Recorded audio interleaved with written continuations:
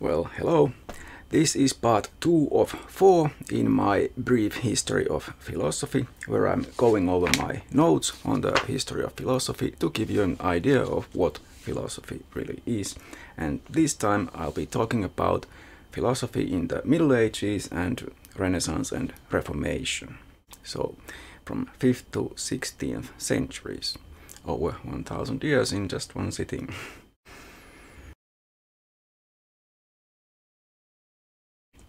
The Middle Ages can be divided actually in various different ways, and I'll come back to that in a bit. But first, just generally about the Middle Ages. The term Middle Ages refers to a time period between antiquity and then the alleged rebirth, Renaissance in the 15th century. So the rebirth of the antiquity, the classical age of civilization, I suppose. So that's why people started calling this period the Middle Ages. And unfortunately also it has been called the Dark Ages, but that's not how historians these days use the term. Again, I'll return to that in a bit. But in this period, Christianity took kind of a stranglehold of all of European thought, philosophy included, in that pretty much anything non-Christian was not really accepted. It's not all bad, I suppose, in the sense that the church, for example, wasn't all bad. They created monasteries, which is a good thing because they allowed all kinds of learning to at least be preserved in some way, ancient learning, as well as universities, which were originally mostly just places to educate especially clergy, but also lawyers and doctors. But theology was the highest science and also the highest paid jobs were in theology. So there were no natural science departments. All of that kind of goes under philosophy, and people who were into doing research on natural sciences, as we would call them now, often also studied theology to get the better paying jobs so that they could devote some time to their experiments or whatever they did in the sciences. Religion was kind of a stifling thing in a way, but also it did promote certain aspects of thinking, and monasteries, for example, especially the Cistercians, also developed or improved technology quite a bit. So it's not all that bad like you might think. In theology, in religion, there is kind of inherently a dogmatism. Dogmatism is kind of the opposite of philosophy in that being dogmatic means that you refuse to let go of your opinion, your belief.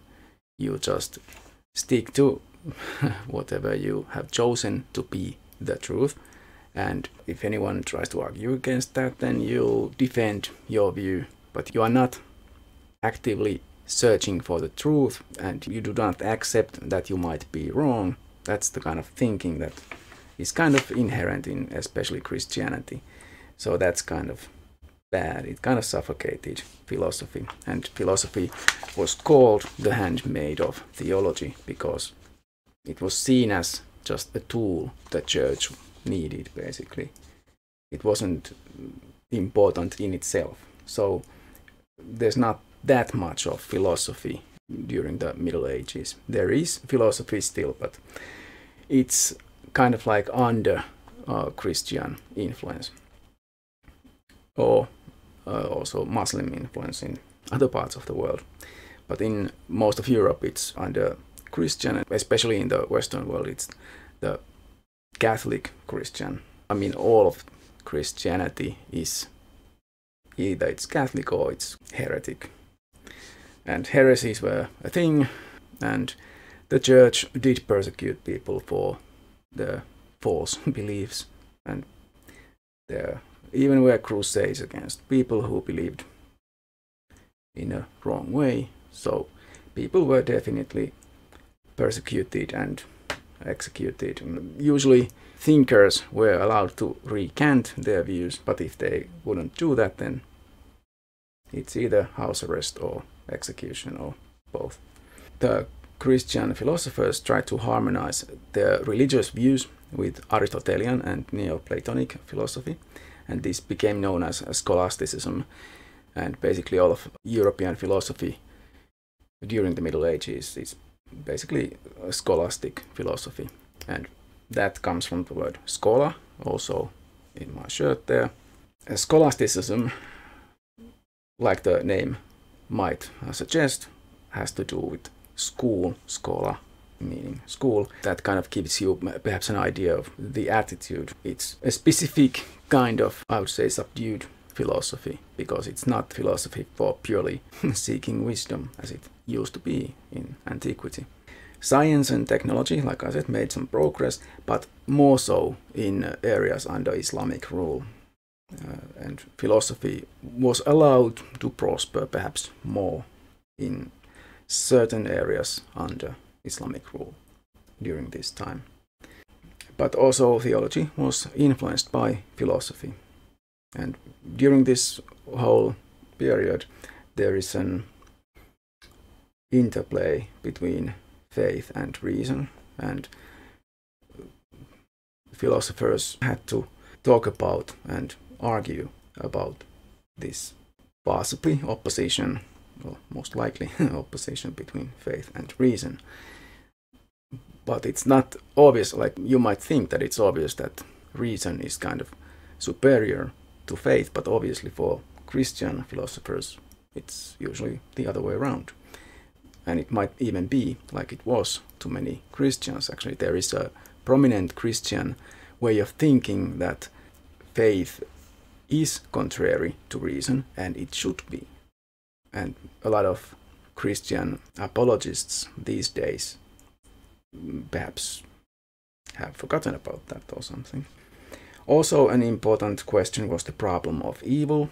People were aware that there is a lot of evil in the world, and that kind of is a problem for a theology that includes a loving, perfectly good and all-powerful and all-knowing God. So that was a problem to be thought about, and that's an issue that remains in philosophy.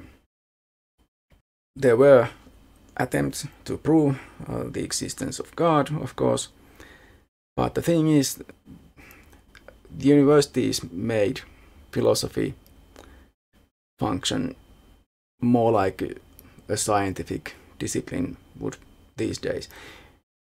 That means that when someone proposed an argument for the existence of God, for example, people would argue about it. And the thing is, which, like Thrower, for example, in his history, mentions that it is actually pretty much because of this argument within Christian universities and also outside of universities, where people tried to prove the existence of God, but other theologians kept shooting down all the arguments. So none of the arguments actually ever succeeded, but only well after the Middle Ages did people start to realize that this is the situation, that these arguments are not succeeding. So that was kind of perhaps an unexpected and certainly unintended consequence of doing philosophy of religion. If the theologians had realized that this is going to happen, they probably would have disallowed the whole thing. So about this term, the Dark Ages. Some people, unfortunately, even now, may talk about the Dark Medieval Times or Dark Middle Ages or whatever. And it's unfortunate if they mean the whole period, like from 5th to 15th centuries. Then if they talk about this whole period and call it the Dark Ages, then no historian would say that. But it is possible to talk about the Dark Middle Ages, meaning a specific time period during this larger period.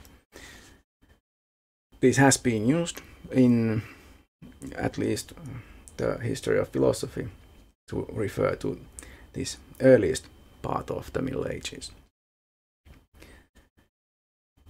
So this is also the time that might be called late antiquity, actually.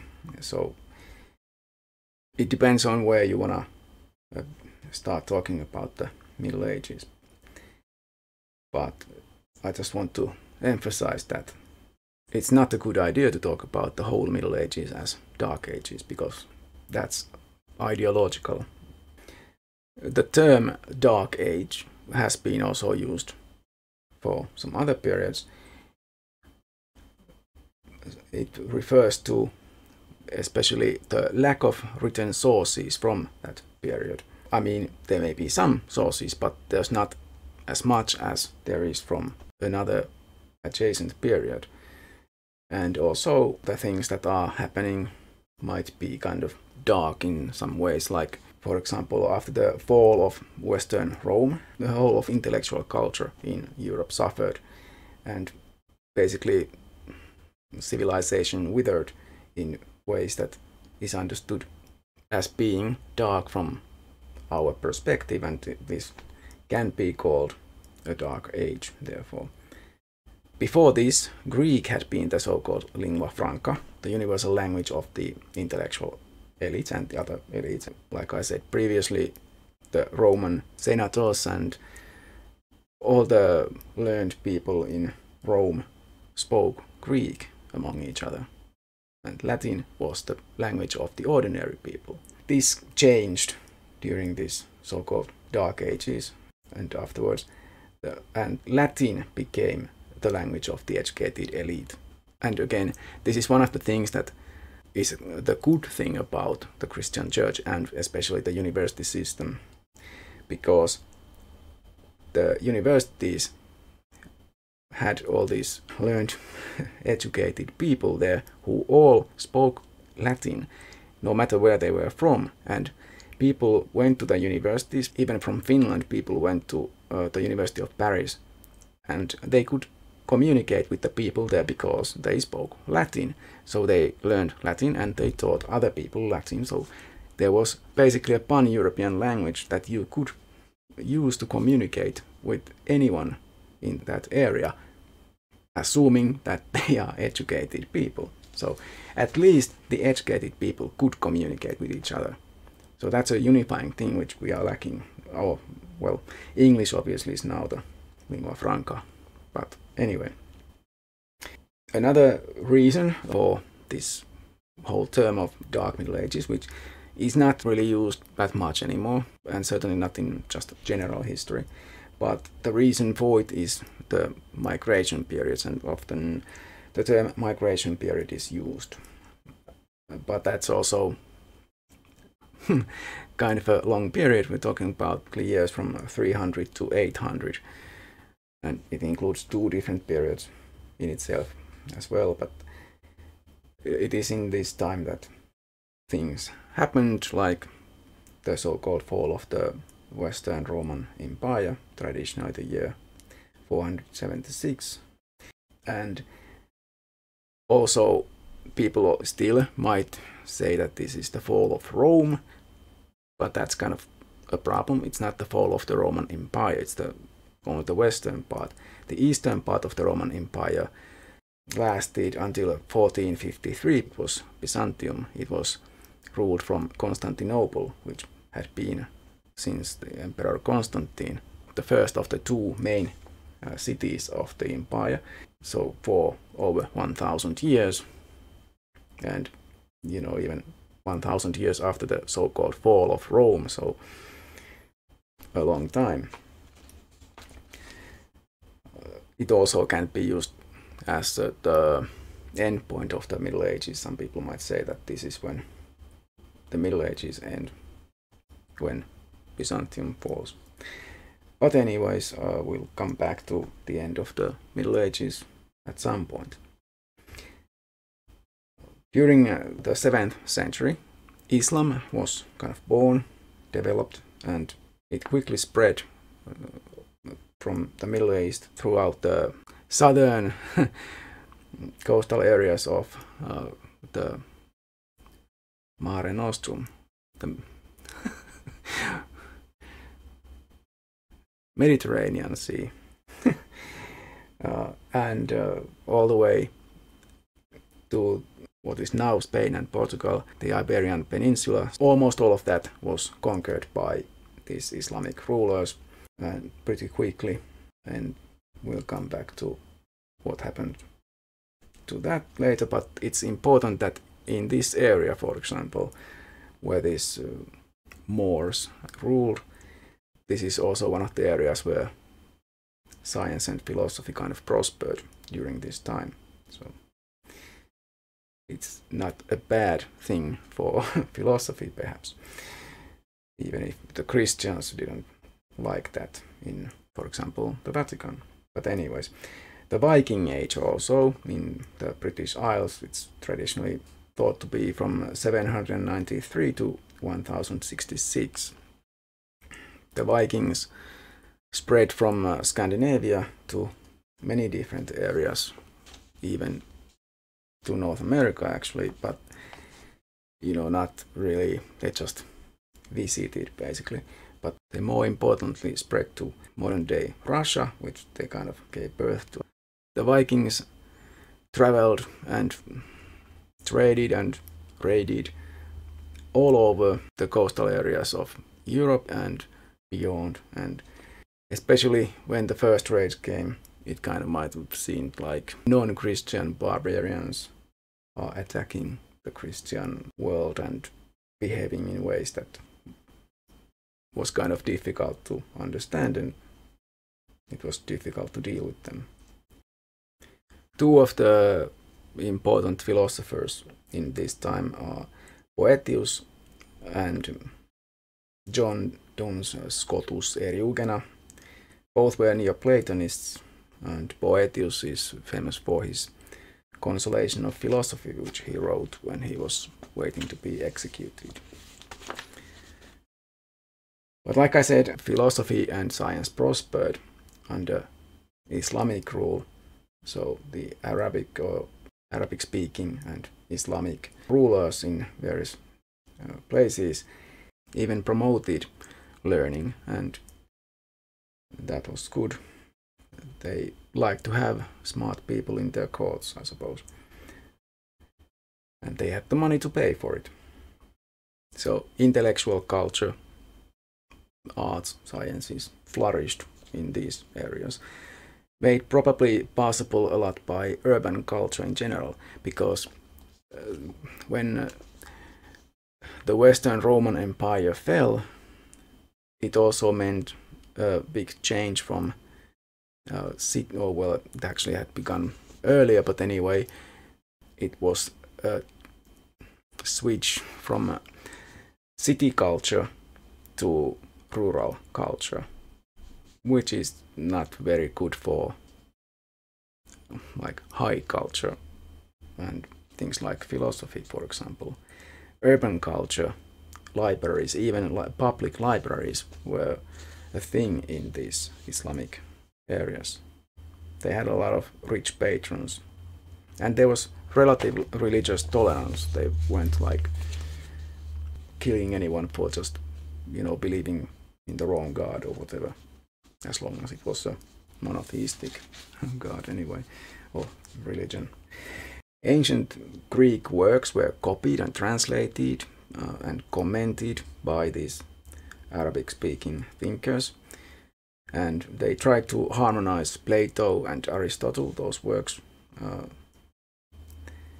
But there was kind of a conflict with religion even there. But some of these thinkers attempted to make more liberal interpretations of religion. So that was perhaps a necessary thing. Some of these Islamic philosophers or Arabic-speaking philosophers, al-Kindi, al-Farabi, Abu ibn Sina, known as Avicenna in the Latin-speaking areas. He was, by the way, a physician and a Neoplatonist, made an important distinction or separation of existence and essence as two different things. Ibn Rushd, known as Averroes, also a physician, he had a doctrine of two truths, the religious, allegorical truths and the literal truths of philosophy. So he was one of these people who tried to interpret religion in a way that would allow him to survive while thinking more or less critically. He is very important in Western philosophy, even in this time, because his works were translated and he had made a lot of comments or commentaries on the works of Aristotle, and all of that was translated to Latin. So Averroes was so important for the European thinkers that, or the Latin-speaking thinkers, that he was known as the commentator, whereas Aristotle himself was known as the philosopher. So these two people were that much important for Latin-speaking thinkers. Averroes had to escape, or he was exiled to Morocco. Some of these people, these thinkers in areas under Islamic rule, were not Islamic, like Moses Maimonides or Moses ben Maimon, who was, as his name might suggest, a Jew, or at least from a Jewish background. And he was a physician to Saladin himself. He also thought that religion should be understood as allegorical, and this way there is no conflict with philosophy, he would claim. His works were also pretty important in Europe afterwards. Whereas the term Dark Middle Ages, meaning just this beginning of the Middle Ages, is not really used that much in general history anymore. The term Early Middle Ages is, but where the Early Middle Ages begin depends on, for example, whether you wish to include the Dark Middle Ages as a separate time or not. So it could be 400 or 900, depending on how you want to define it, and ends roughly in the middle of the 12th century. So that's where the High Middle Ages then begin. During these early Middle Ages, from 8th to 9th century, for example, there's the Carolingian Renaissance, and not the only one. There's also the 12th century Renaissance. So these are the medieval Renaissances. There's these, and then there's the Renaissance after the Middle Ages. Important things in the early Middle Ages. The Great Schism is a very significant thing, because this broke the Christendom into two, the Catholic West and the Orthodox East. The Catholic Roman type of Christianity and the Orthodox, so from Constantinople, this kind of Christianity. That's a huge thing for Christians, because everyone in Europe was a Christian at this time, and probably it was pretty difficult to deal with something like this, because it means that it's not necessarily obvious who is right. The Crusades in Levant from 1096 to 1303, that's an important thing during the Middle Ages. And some of these most important thinkers in this time are Anselm of Canterbury, the Archbishop of Canterbury, who is mostly known for his ontological argument for the existence of God. One of the arguments theologians tried to come up with to prove that God exists. And Pierre Abelard, who tried to come up with kind of like a middle road between nominalism and realism. And John of Salisbury, who was very interested in language and literature, and that has to do with the 12th century Renaissance. Then we come to the High Middle Ages, so like the middle of the Middle Ages. So that's from 1150 to 1300, roughly. And during this time, chivalry developed. So the idea that there is this code of knighthood, and knights are not just warriors, but they are kind of like gentlemen and honorable, kind of special people. And that was one of the important developments during the High Middle Ages.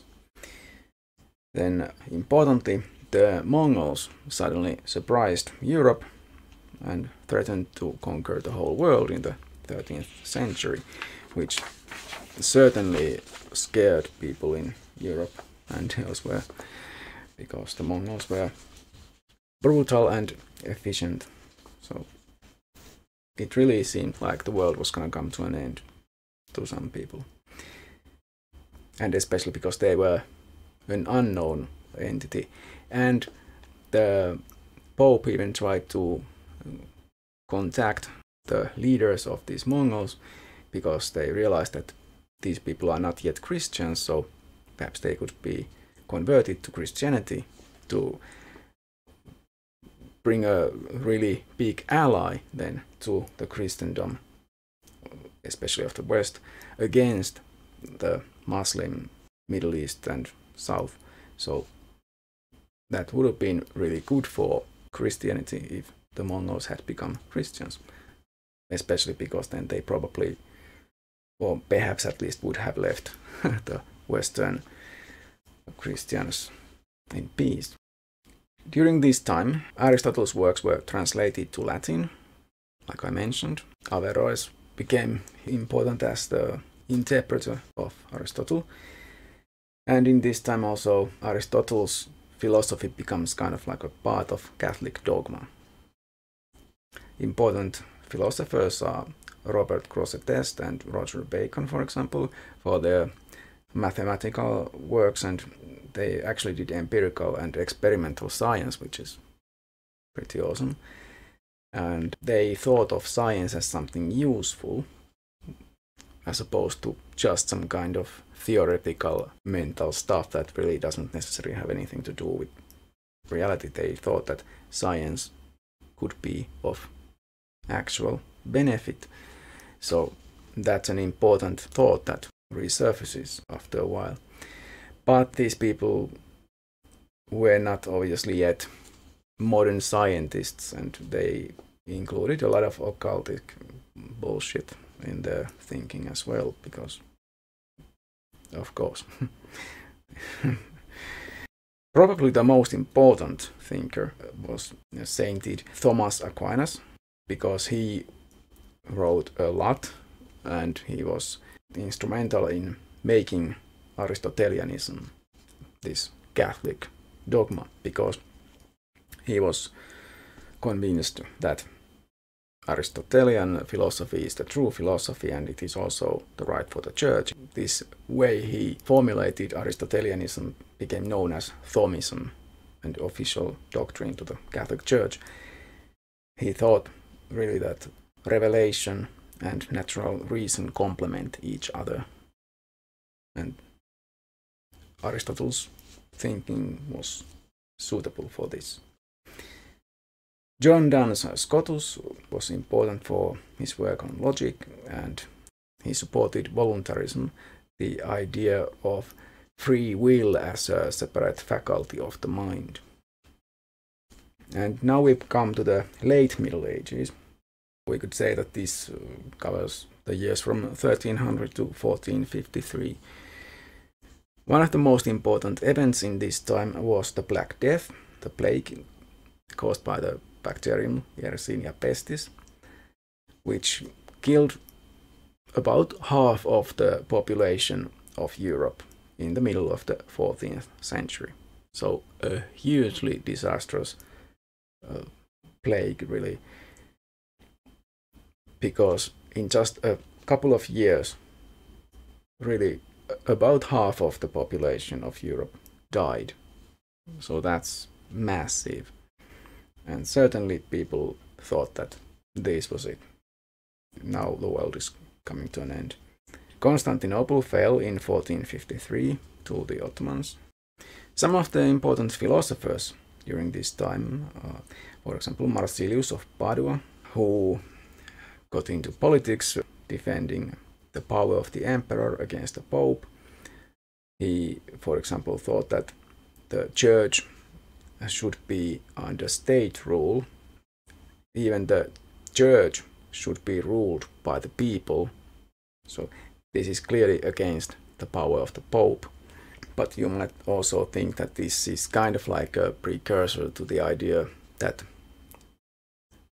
the power of the church needs to be limited.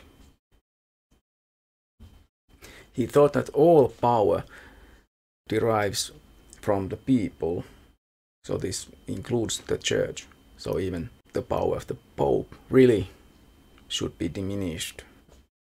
This is kind of important for much later.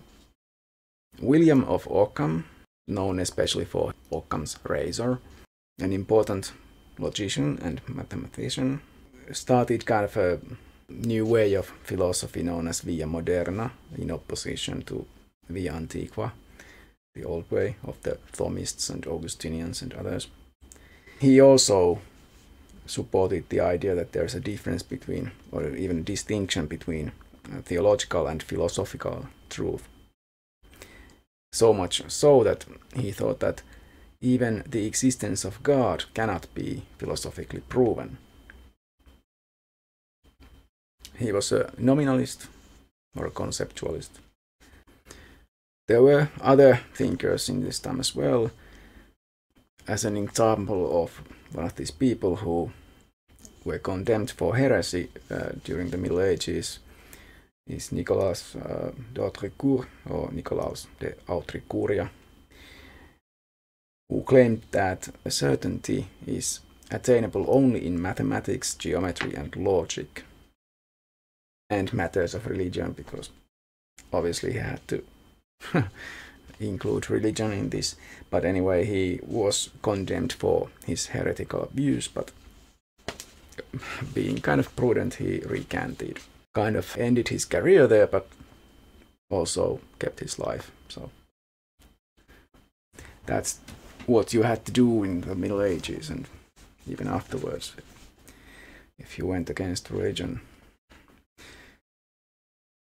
So that's where the Middle Ages end, and we can start talking about the time of Renaissance and Reformation. Also, this might be called or included in early modern history, but I'm gonna follow the Finnish convention of keeping this separate from the early modern period. The Renaissance, as it is usually known, began first in the Italian peninsula, and it could even be said that it started there a century before it reached the more northern Europe. And there are similarities between this Renaissance, especially in Italian peninsula, and the areas under Muslim rule in the Middle Ages, as well as, for example, in the early times where philosophy was born in the Greek-speaking city-states. The similarity being the importance again of cities. So in the Italian city-states, the situation was similar to these earlier places and times, where also these urban aristocrats and rich patrons would support all kinds of cultural activities, various arts and like theater, and also philosophy and the sciences. There was also a lot of occultism mixed with philosophy during this time. And probably much of the interest in all kinds of philosophical and occult ideas among the rich and powerful was connected to the promise of occultism and magic to give more riches and power, which they didn't, but people were hopeful. Some people still are. Renaissance philosophers focused, like the philosophers of Hellenistic period, on practical issues and morality, politics, and religious life. And they were kind of eclectic or gullible, which is not all bad, because it also means they were not being dogmatic, which is kind of worse for philosophy, in my opinion. It's kind of better to be gullible, I suppose, as long as you are flexible enough and able to change your mind. Although, of course, it would be better to be rational, but you can't have everything, I suppose. But this means that these thinkers and perhaps their patrons were also breaking away from the power of the church. The Renaissance, the whole idea of antiquity being reborn, has especially to do with the translation of ancient Greek works into Latin, because Latin is still the language of the elites, the language of the learned people.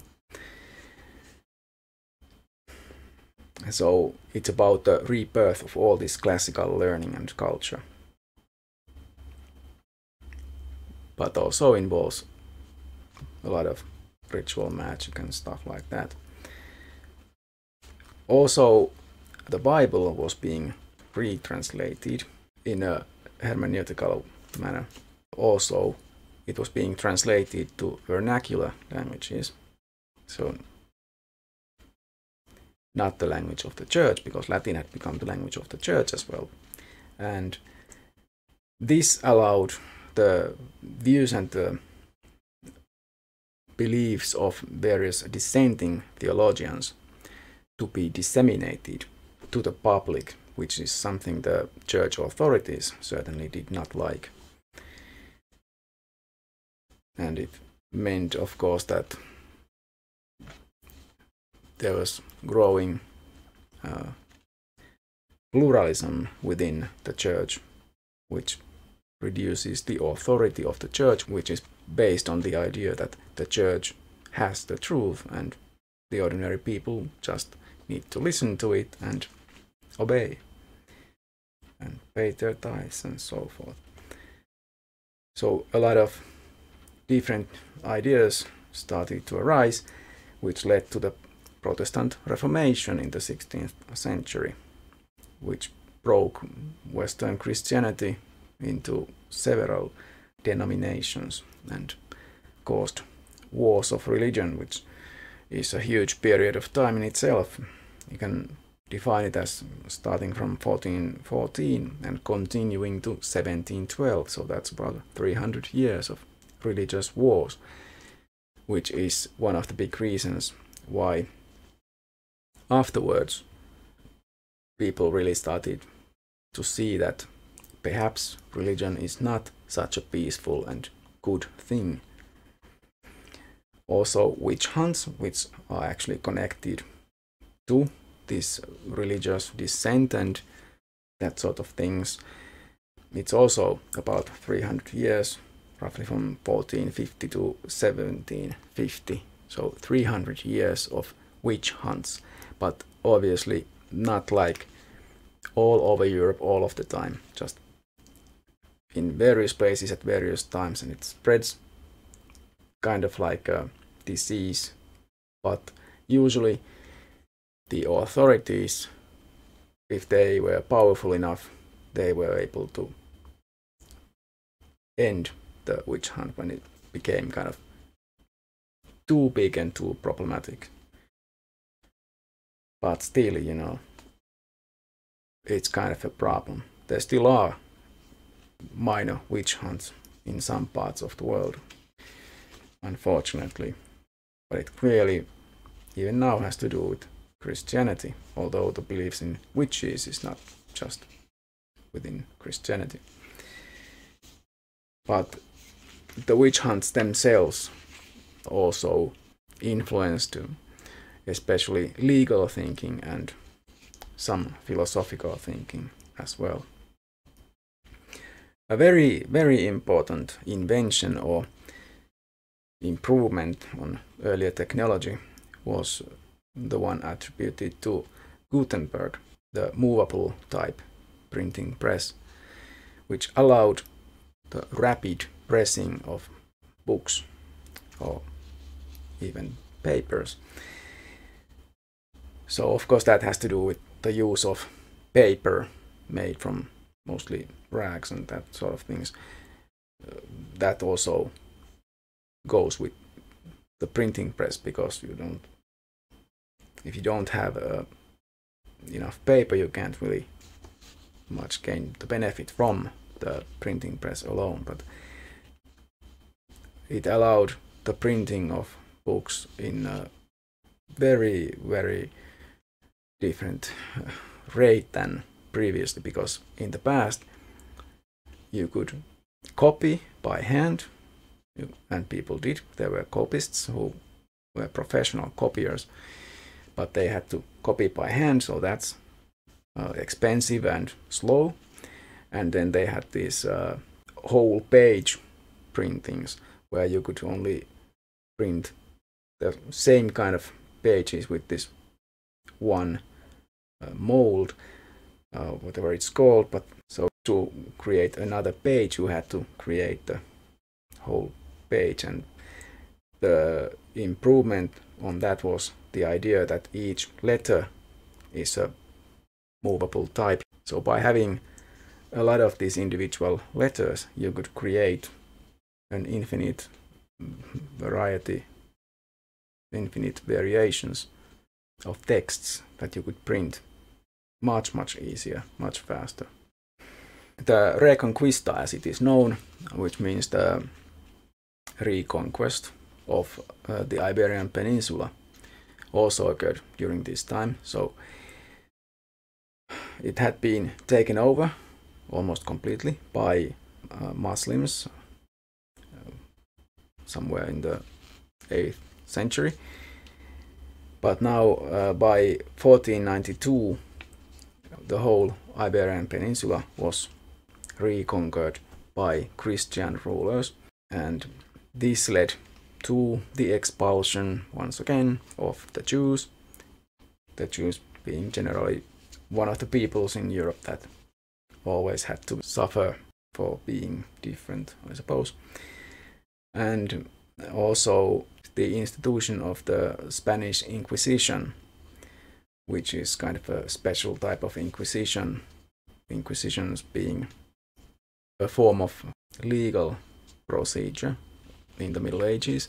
But the Spanish Inquisition was created to seek and get rid of those who are not true Christians. And there's a hugely racist thing going on here, because Jews who were converts to Christianity were still actually not seen as real Christians, which is ridiculous. But what can you do? Judaism did actually survive in the Iberian Peninsula despite the efforts of the Spanish Inquisition. So that's actually kind of nice. Some of the other important things that happened, for example, the Copernican revolution. So Nicolaus Copernicus proved that actually the Earth is not the center of the universe, because the Earth rotates around the Sun, which had already, like I said, Aristarchus had already shown that almost 2000 years earlier, but Copernicus now showed it again, and this caused problems with the church. And importantly, there was this age of exploration from the 15th to 17th century, during which time America was discovered in 1942. Not that Columbus really knew where he was, but anyway, and there were people already in the Americas. So, but from the point of view of the Europeans, they discovered the Americas. And Magellan's voyage from 1519 to 1522 all around the world finally kind of showed what the world is like. And by the way, nobody believed in 1492 that the earth was flat, because people had known that the earth is round probably before Aristarchus. Some ignorant people might have thought so in the Middle Ages at some point, but most, at least all navigators and learned people in the Middle Ages already knew the earth is something like a sphere. Because of these voyages, the transatlantic exchange occurred or started to occur, meaning that things like potatoes were being brought from, and corn and whatever, from the Americas to Europe, and well, pretty soon slaves were brought from Africa to the Americas to work in plantations. And also, diseases spread, especially to the Americas, where the vast majority of the people died mostly because of the diseases. This means that the global trade networks were now for the first time truly global, including the Americas. So this is like the beginning of true globalism.